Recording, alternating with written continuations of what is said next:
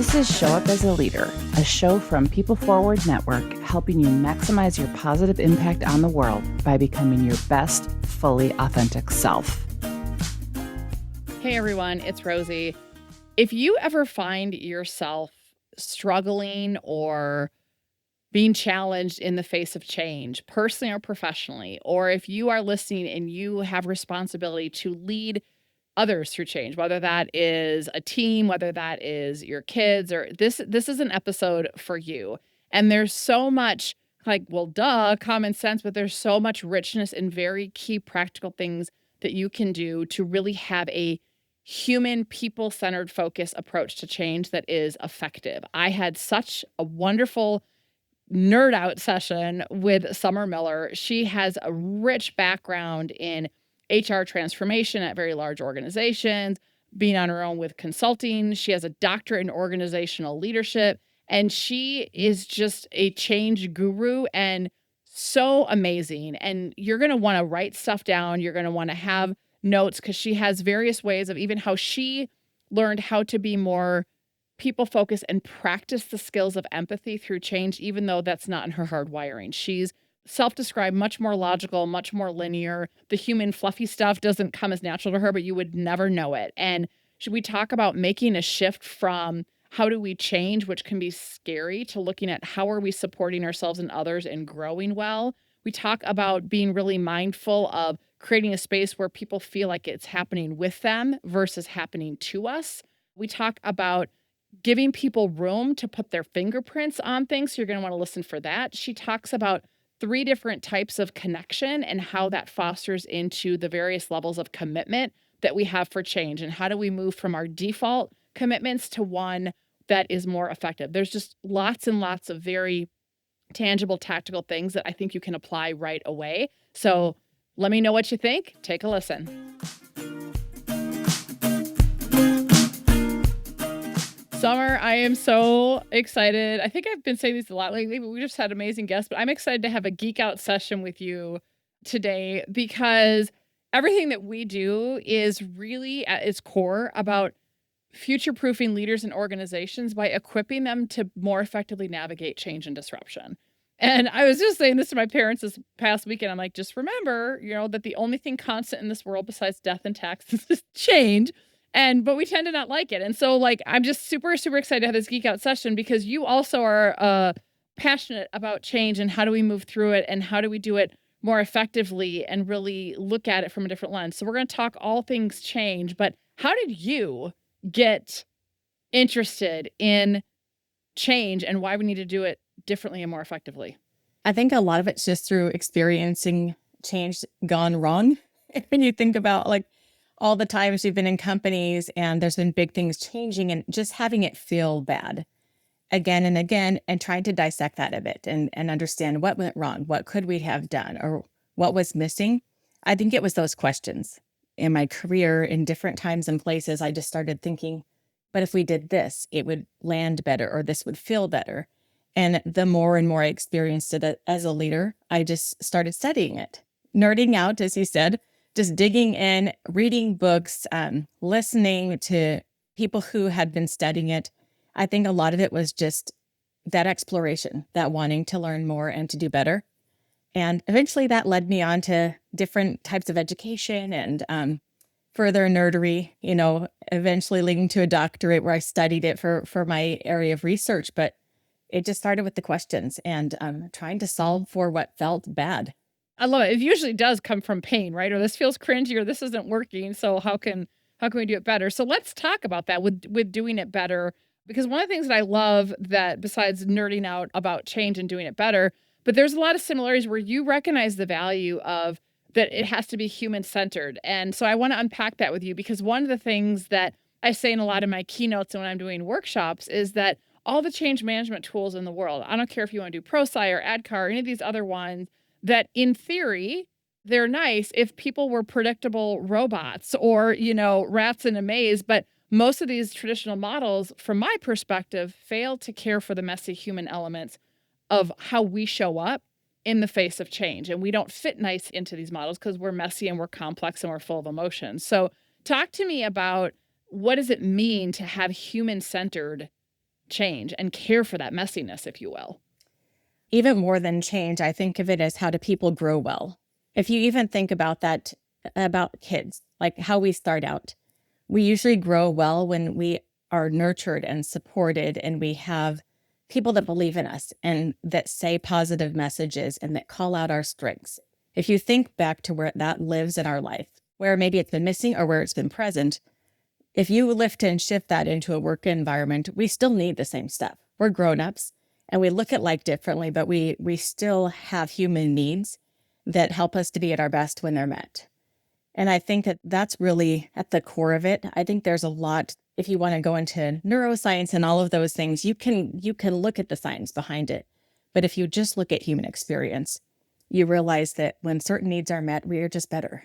We're better together, we're better alone, all of those things when we have what we need to thrive. That's really what I started to exploring, and I continue to learn because every person is so nuanced that there's not a one size fits all. So to your point, the frameworks, all the theories, there's good stuff on the shelf that you could pull out when you need it, but it has to be able to live in your environment with the people that are there and the growth stage that they're at. And that's the part that's often missing. Yeah. Well, and I love that shift from even just thinking about change, which can be scary, to looking at how do we grow well? Because I mean, you think about like you don't want your plants to stop growing, right? You don't want, I mean, like we're living beings, we don't stop growing, but are we nurturing that? So I love that shift. So in the spirit then of nurturing our growth and looking at that, talk to me about what are some of the things that you've learned that we need to consider to put into practice to really honor those core human needs, if you will. There's so many things, but I think the core foundational thing is two-way communication. And that may not seem groundbreaking, but it's surprising how often it's missing. And you know this because you've helped so many people through change. So often we think about we're trying to get to this new place. We're going to tell everybody about it. We're going to tell them what to do. They're going to do the thing and we're going to all celebrate. Yay, we've arrived. But when people aren't part of the conversation, it's hard to want to grow with a company or with a team when you feel like it's happening to you and not with you. So that communication piece, that back and forth, I think is so critical. It does take time and intention to design for it though, because by default, we often just get into the one-way communication mode again. And you see the results. You can do a lot with one-way communication, but it also limits you. So that's the key piece. I think everything stems from that. When we have a conversation and we're connecting, it makes all the difference in the world. I love how simply you put that. And what it brings to mind for me is I love Margaret Wheatley. And this is the exact quote, but we paraphrase it all the time. She says that people only tend to support what they've helped to create. And if we don't include them in the process, they're going to inevitably show up as resistors or saboteurs. And that's really what you're speaking to. And I know anyone that's listening that is familiar with the principles of fair process, it's a similar thing. If you include people in the process, even if it's not about management by consensus, it's not that, decisions get bogged down, that everybody has to weigh in, but when you don't include them in the process and it's not transparent of how we came to decisions, people are going to be far more likely to go along with it if it was transparent, if it's clear how a decision was made, if they were included to some degree, whatever that looks like, even if they don't agree with it, versus that one way. Like nobody likes to be told what to do. I would say like try to tell anyone, like no one likes to be told what to do because it activates our biological instincts to rebel because we are hardwired for autonomy. So I think that, but yeah, what happens? We get busy, we've got deadlines, we're stressed, and it feels easier to just do that one-way communication. It feels easier to just tell them what to do. And we forget that that's not how human beings are wired. So talk to me then about what does that look like in practice? Because I think it's easy to say, oh yes, include them in the process and make sure we're communicating with people, not to them. But when we have competing priorities, when our schedules are jam-packed, when there's just a whole bunch going on, it's easier said than done. Well, I think to your point, it can't always be consensus. You can't have everyone in the room for every decision. It's this idea of creating opportunities for people to put their fingerprints on it. And that can look a lot of different ways because sometimes we don't have to be the person in the room, but we want to know we're represented. So early on, in early stages of change, you can say we need to bring voices in the room and perspectives that aren't here to help us think this through on behalf of everyone. So that's knowing I have someone in the room that's advocating for what's important to what we do. That's a piece of it. But I also think that to some degree, we want to be able to be a part of how we grow. And that's giving people some autonomy. That's the fingerprints to say, you've decided we're going here. If this is the end game or this is the outcome, why is that good? It's helping people connect to that potential good. But also, if we're going to go there, how can I help us get there?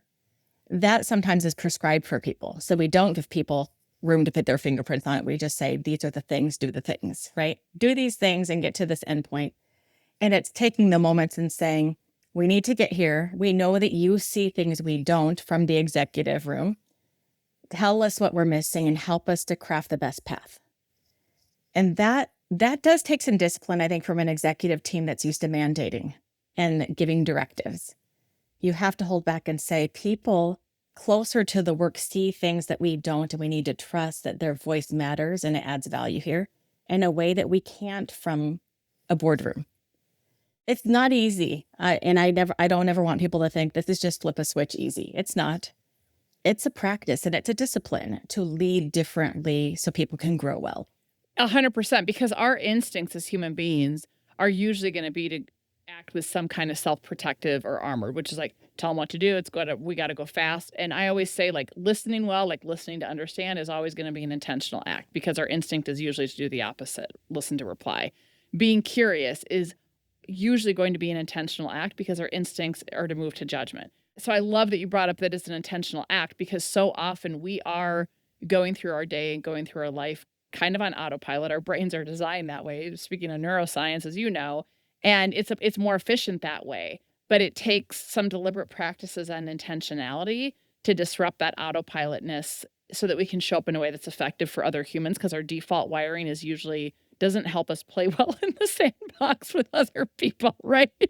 I mean, it's reality. So one of the things that I love that you talk about is you talk about different change commitments and looking at, what does that look like? Because I think, if we're talking about moving ourselves and other people and entire organizations through change, we can do it in a way that is not that effective, where, it's people are complying, but they're not drinking the Kool-Aid, they're not bought in, and it's going to have a whole different experience.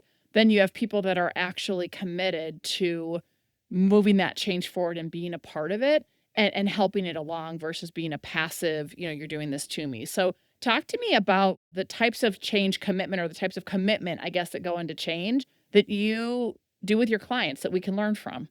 This is something I get really nerdy about, but I would say we all have our thing, right? But when you think about commitment, even if you zoom out and you're just thinking about it in general, not even in the workplace, we all could say, oh, commitment looks like this. I show up and I do the things I'll say I will do, and I'm reliable. Though you have some ways you probably think about commitment. When I break it down into 3 types. So we talk about duty-based commitment, and duty is when I'm doing something because I feel like I should.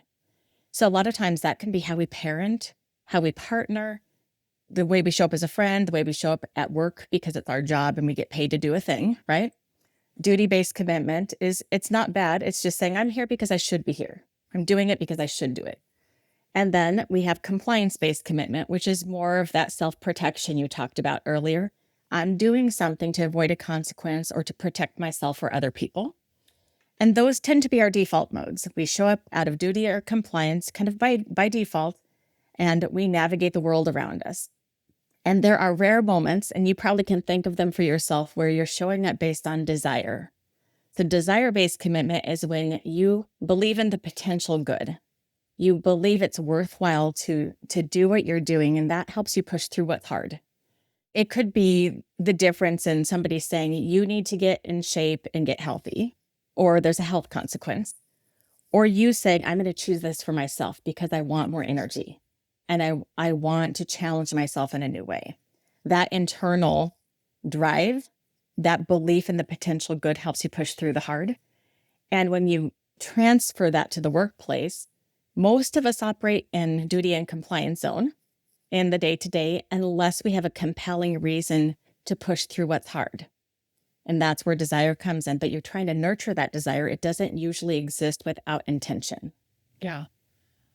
I love that because I mean, stuff is hard and there's a lot of things that are hard. So it's so easy when stuff is hard rather than pushing through to give up, right? Or to default to the way we've always done it. I mean, that's again, this is the work that we do every day. It's easier because it's even if it's not working, it's familiar and that feels less scary or less risky than the unknown of whatever the change you're asking me to do. So if we're going to have more of that commitment that is desire based versus duty or compliance, what does that look like? Like, how do we actually nurture that?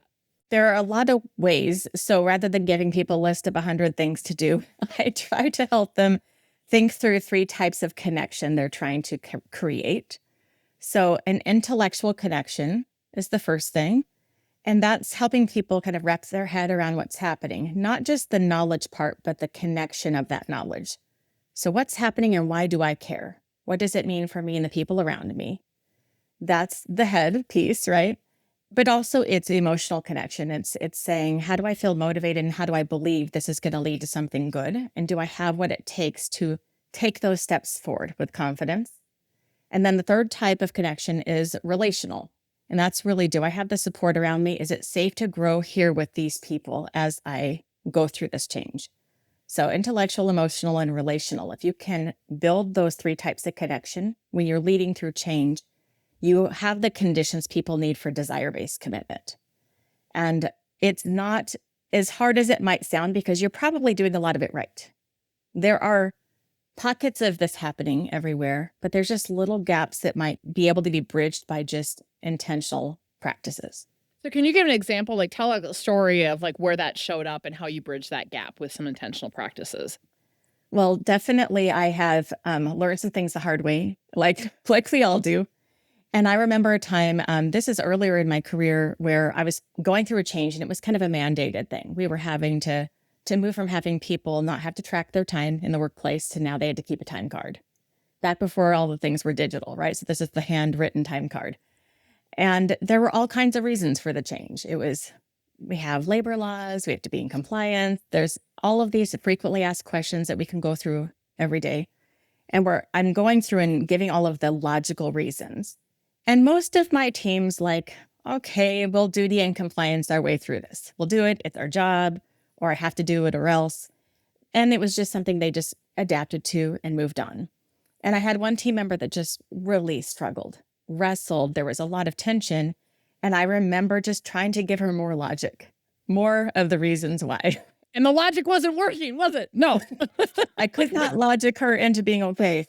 So with all of that, I talked with a mentor and he just said, it sounds like you're trying to control this. What would it look like if you tried to influence it? And so the more I looked at it, I realized that there's something she's wrestling with that I can't see. It kind of goes back to that resistance you talked about. Resistance is often the sign that there's an unmet need. There's something missing. And I had to talk to her. So this is where the emotional connection had to be made. And I don't naturally think that way because I'm very linear, very logical. But I had to get into the discomfort with her and ask the questions and understand what the change represented to her. Not what I thought it represented, but what she felt around it.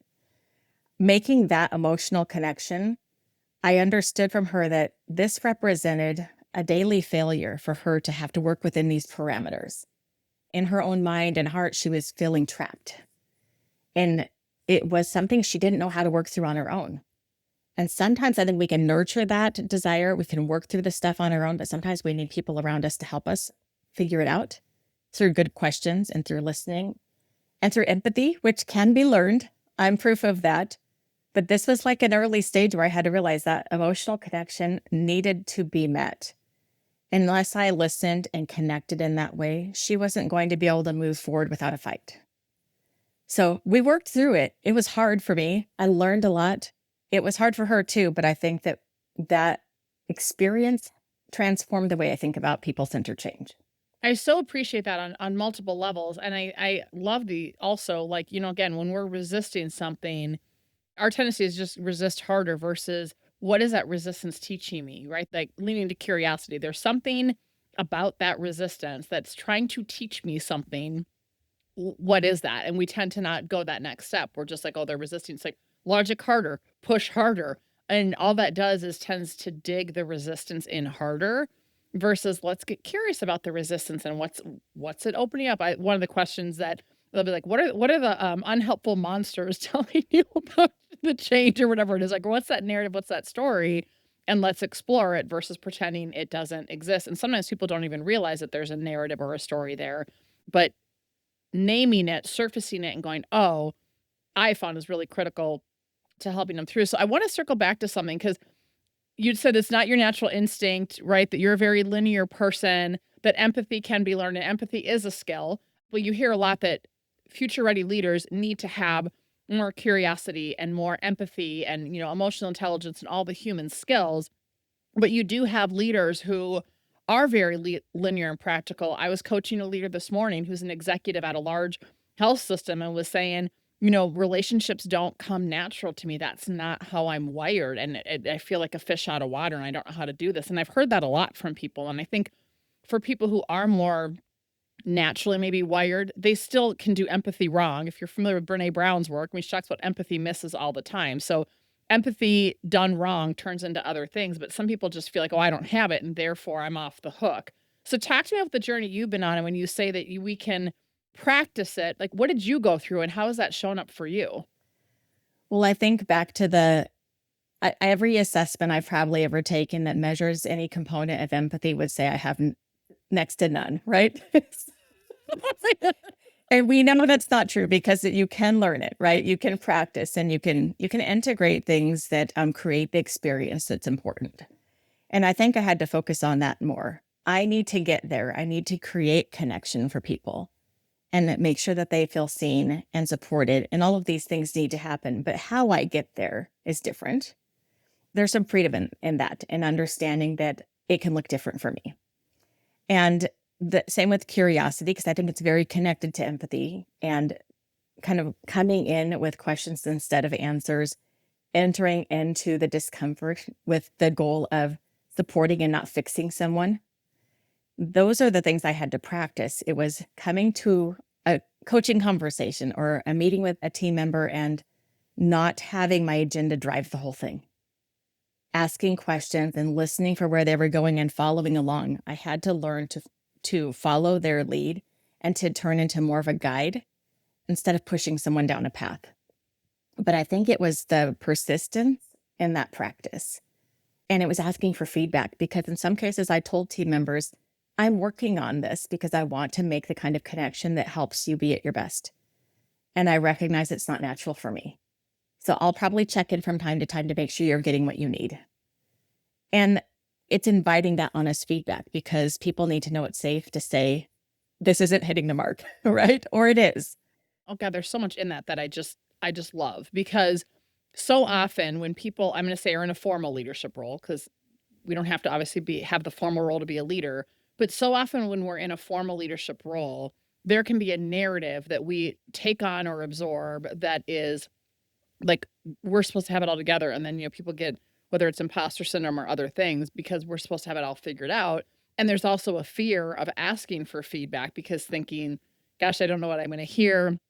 It's going to be cringy, or I don't want to be vulnerable to tell people I'm working on stuff. But my experience, similar to like what you just shared, that I've seen for myself, but also seen with all the, thousands of leaders that we've supported over the years, is that when they tell their teams, hey, I'm working on getting better at fill in the blank. I'm working on this. And so one, it's like, bear with me because, I'm going to make mistakes. So you're putting out there and almost giving yourself like a little bit of pass where people are going to extend some grace to you. But also, hey, to give feedback, like what worked, what didn't, et cetera, because they know you're trying to get better at it. So it does create a opening for that feedback dialogue that maybe wasn't there before. But it also just takes some of the pressure off. Like you're learning a new skill. Whenever we're facilitating workshops or multi-series development, where I was like, tell your team members, like, I'm working on listening, I'm working on empathy, I'm working on feedback, I'm working on whatever it is. So, bear with me, give yourself permission to be new, but also like, yeah, I'm trying. And you're also modeling for them that they cannot work to get better too. So I think there's such richness and value in giving ourselves permission to be new or working on ourselves, to be overt about it rather than trying to hide it and pretend like they secretly aren't going to know it. and inviting them, just like we're talking about change, inviting them into the process for us to change and get better rather than just trying to do it in a bubble and wonder if it's working or wonder if it's not. So I love that approach that you took. So I'm curious with, because you said it's not natural for you, but you had to practice and practice and practice. Besides telling your team members that you were working on it and asking for some feedback, what were some other things that you found were helpful? Because any of us are trying to get better, but particularly people who are listening that maybe warm and fuzzy isn't your thing, but you're like, I know I'm being told I have to do this, but I don't know how to do it. What else did you find was really helpful for you? Because when we first met, I was like, I would never in a million years have believed that that's not your jam, like given everything you do. So you've done a really phenomenal job of building those skills. I think that for me, it's been making sure that I design for the experience that I want to create. And that's the logical brain in me helping to achieve an outcome that's people-centered. So I think about the work I do that way. If I want people to feel this way or have this experience, it means I need to show up and do these things. So I think that's a part of it. And it is getting feedback and applying that and getting better all the time. So that's an ongoing thing, not just something you do once with a person that you lead. But it's making sure that that's anecdotal feedback, but also it's getting survey feedback. It's having data that can help me know, is this hitting the mark? Am I creating this experience? So when you think about change, if you're planning a small or a large scale change, it's making sure that you know that, yes, we're doing this, but we want it to be informed by people's experience and their feedback. And how do we measure that? And how do we know that people are being cared for and they feel included in the process, and where we're missing the mark? Sometimes you can't involve people in everything, but I think that when you have data sources that tell you the story, you can understand what could we tweak and what could we speak into to create a better experience and better outcomes. The data has helped me a lot. So that's the logical brain helping me to focus on the people side of it. But it's great when people say, I never would think you don't have empathy, or not much empathy anyway, because it shows that the practice works. And it becomes more and more natural all the time. The more I practice it, the more it just becomes the way I think. It's kind of like when you're learning a language. And at first, it's very like you're thinking about verb conjugation and all the things, right? The rules. And then eventually, it starts to be the way you think about things. I think that's what it's been for me. Now it's much more natural because of that practice. I appreciate and love the linear and very tangible, practical. Well, here, right? Begin with the end in mind, use the data, etc. Because I see a lot of leaders that struggle with it, or you have people that are like, they don't do emotions, or whether they really do or they say they don't or whatever. But people say they struggle with emotions or they struggle with this, and it feels so overwhelming because like I'm not going to be fill in the blank. I'm not going to be that person.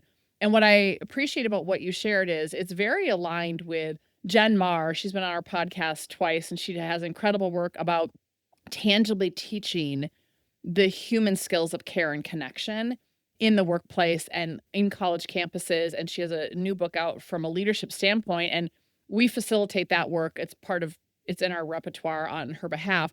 And where I'm going with this is that, they found that, empathy is like the emotional part of it, but people don't take it that step further. And so what are the skills? Like, what do you tangibly do that people feel that connection? Or what do you actually do where people feel that empathy is being expressed? So even if you don't feel the empathy, you can take the tangible steps where people feel that empathy is present, if that makes any sense. And so what I love about what you're sharing is like, okay, so if we know that biologically how we're wired as human beings is that we tend to only support what we've helped to create, that if we want to have, to your point, commitment that's by desire versus by default or by compliance, how are we going to nurture that? If we want people to go along and be part of the change and feel like it's worthwhile rather than fighting it, if that's the end experience we want, it's any business visioning exercise you do, right? It's visioning 101, begin with the end in mind. Okay, if we want that to be the experience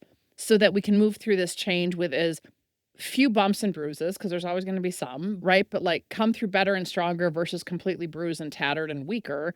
Well, then how does that inform how we need to communicate? How does that inform how we need to lead our people? How does that inform the conversations we have to have, the practices we need to have? And I think that we fall apart. We have that vision, and then we default to we'll just tell them how to do it, or we default to the models, or we default to whatever.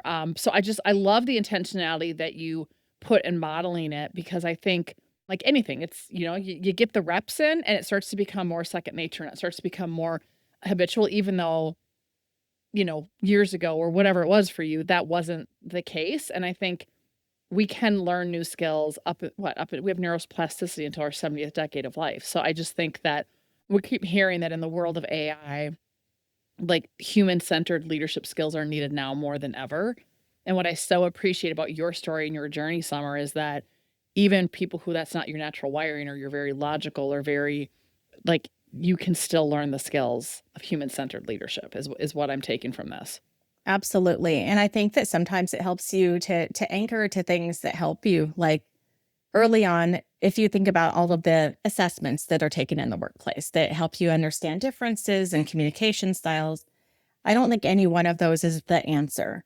Those are forms of data that tell you a little bit more, that help you to have a lens to look at a person maybe differently, to make sense of what you're seeing in terms of behavior.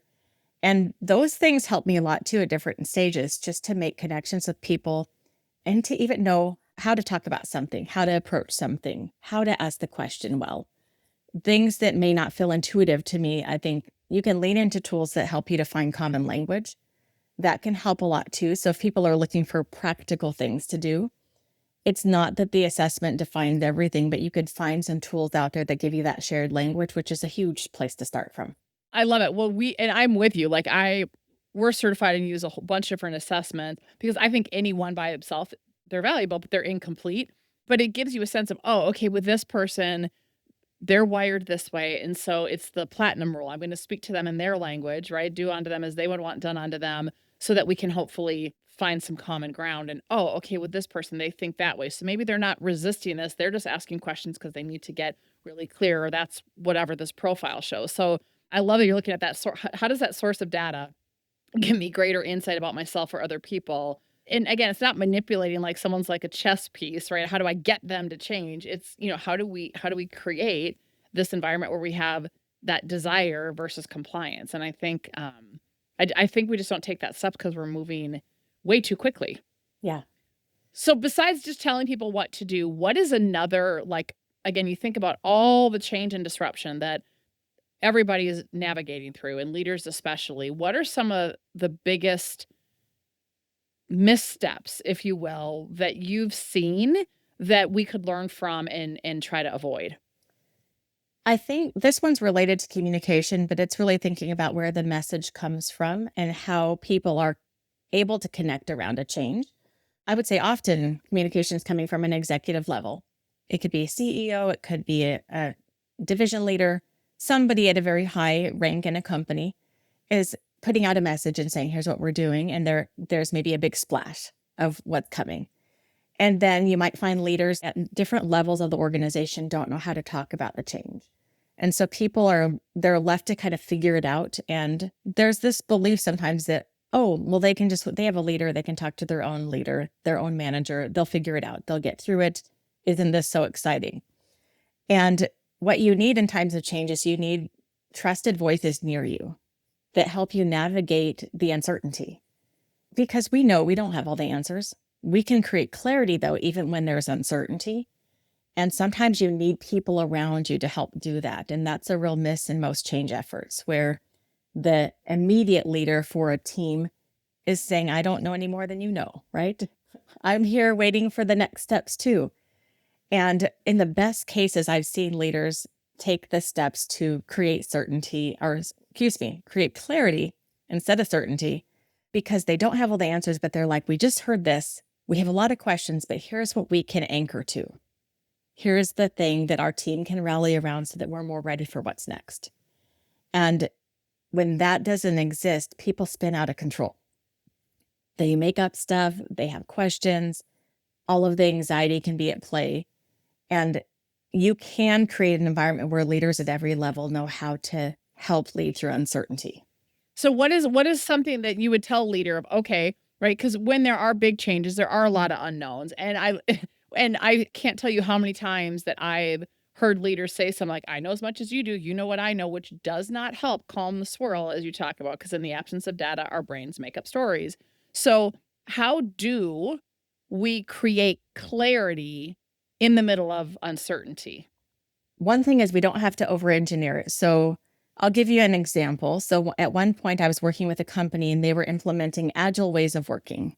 And they had been on a more traditional project management waterfall model of how they did their work, much more logical, linear, right? And they were going to something that was very different and really foreign to the team. And there was the big splash announcement. We're doing this. It's so exciting. More to come. And everybody's just left to sit with that. And there were more immediate leaders closer to the teams that knew the swirl was about to happen. And in the best cases, I saw leaders say, hey, we just heard this on this big call. I know you have questions. I do too. But what we did here is we're moving to agile ways of working, and we know we need to understand what that is.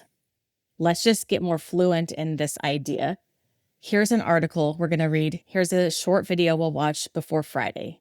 We're going to come back together on Friday. We're going to talk about our impressions. What did we learn? How is it different? How do we think it could help us? That's the only thing you need to focus on right now so that we can be more ready for what's next. So that gave people a clear place to focus their energy, a clear anchor. So that's the clarity for the immediate. But then you have to follow up on that. You have that meeting on Friday. Then you talk about it and you let people keep growing around it together. And those were leaders that took the step of their own initiative, knowing their teams needed it. The company did not create that opportunity. They didn't give that directive. They were just hoping people would wait and see, right? So I think that's an example of creating clarity when there's a whole lot of uncertainty.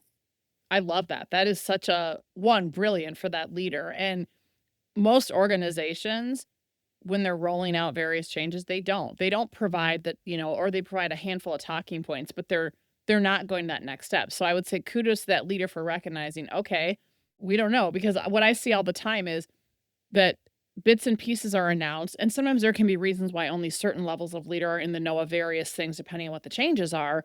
But then what ends up happening is, like, we don't know if I'm a leader of a team and I have no idea what it means, and I know that I have to manage my team. So it feels easier to just go, well, I don't know, we'll just wait and see. And I'm swirling with them rather than, okay, it's kind of like we don't know what this is. I mean, it's like managing anxiety 101. When the runaway freight train is going off into the future and worrying, you bring it back to what do we know today?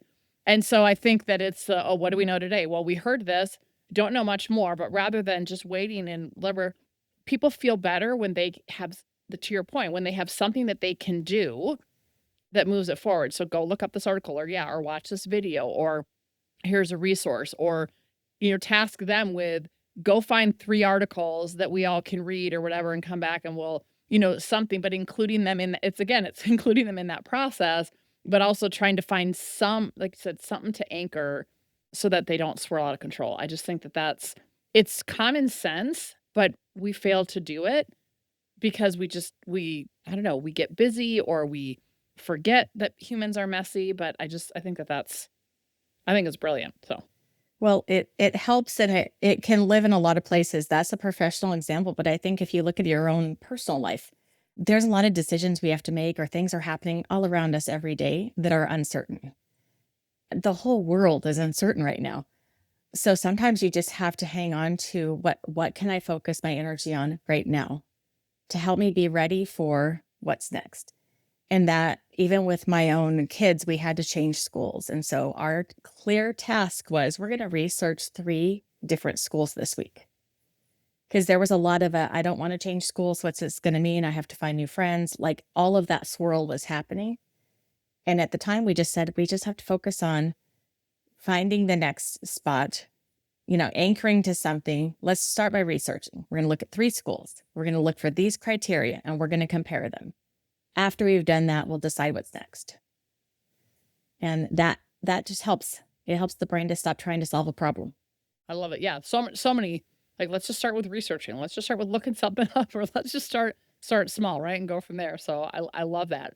Well, so speaking of the messiness of being human, besides with change, but with life in general, one of the things that I've learned from my work is that no matter how much work we've done in ourselves and no matter how many deliberate practices we have in place, that our humanity is going to get the best of us. And we all tend to, out of that self-protective nature, tell ourselves stories that keep us safe and small because they feel safe.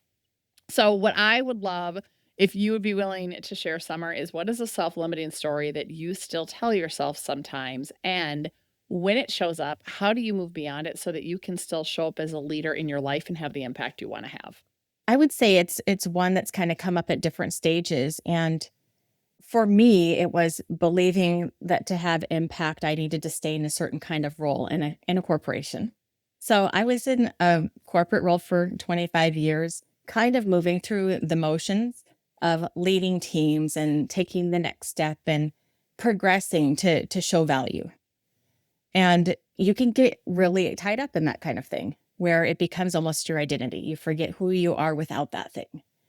And that limited me for a really long time and kept me from taking risks and pursuing new adventures and maybe going off the predictable path.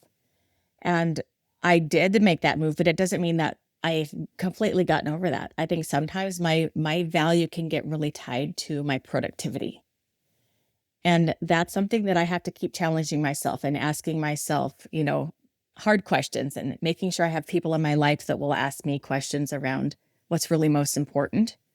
So I don't know if that's getting at kind of what you're talking about, but I would say that's a huge limiter for me is that connection between value and productivity and making sure I get right in my head and heart around that so I'm not limited by it.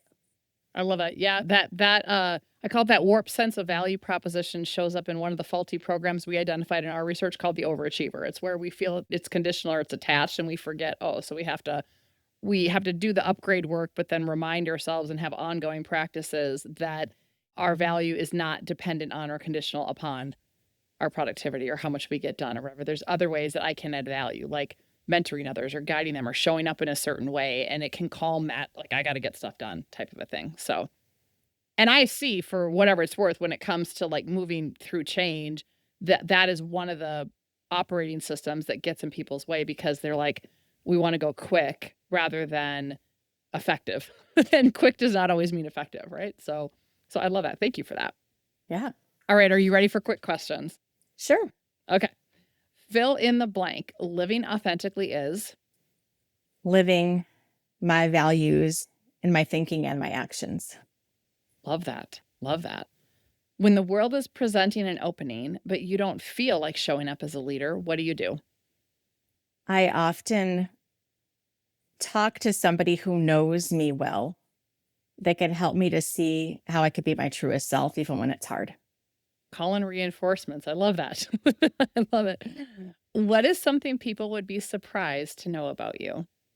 See, depends on who you talk to, but I started as a musician. That's what my undergrad is in. So it was all music all the time until I landed in banking and found a different career path.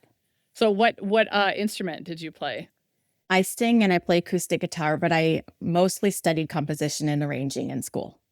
Oh, nice. That's cool. I like that. All right. What is your favorite go-to movie? I don't know that I can pick one, but I'll pick one that I just like from my childhood, Wizard of Oz, because I had it on VHS recorded by my granddad, and I didn't have a lot of movies, so I'd come home from school and just play the same tape over and over. It's nostalgic, right? Yeah, it totally is. We used to watch, it would come on TV like one time a year and we'd sit and watch it That's the version I had. I had a TV version with commercials in it. And like the flying monkeys were not in it because that was too scary for TV, I think. I love it. They still freak me out. I'm just going to say it. So anyway, what is your go-to song? I love jazz. So Imagination. It's just a jazz standard I love. And I used to sing it to my kids when they were little. Oh, that's awesome. What is something you can't live without?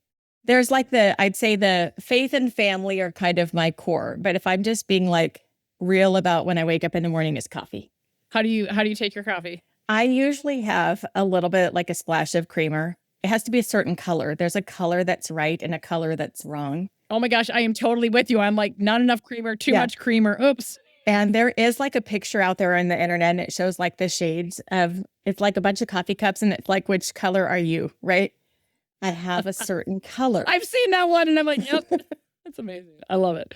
All right. What is something in your ordinary daily life that makes your heart happy? I would say snuggling with my youngest, she's 9, and it's just like medicine for the soul, just the closeness.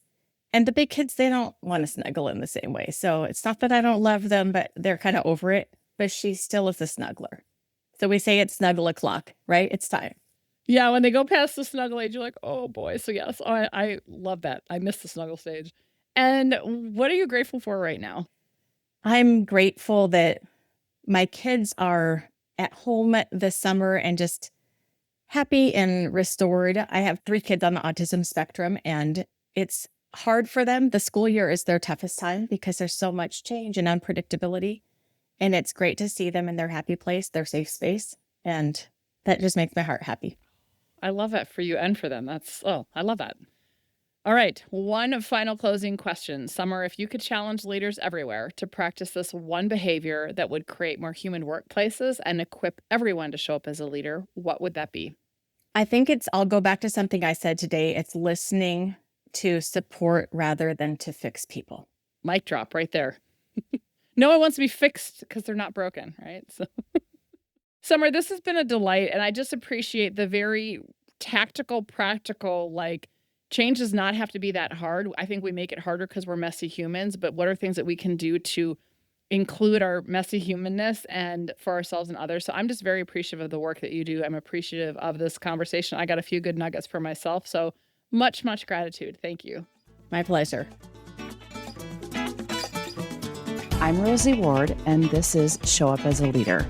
To learn more, head over to peopleforwardnetwork.com and, of course, hit that follow button.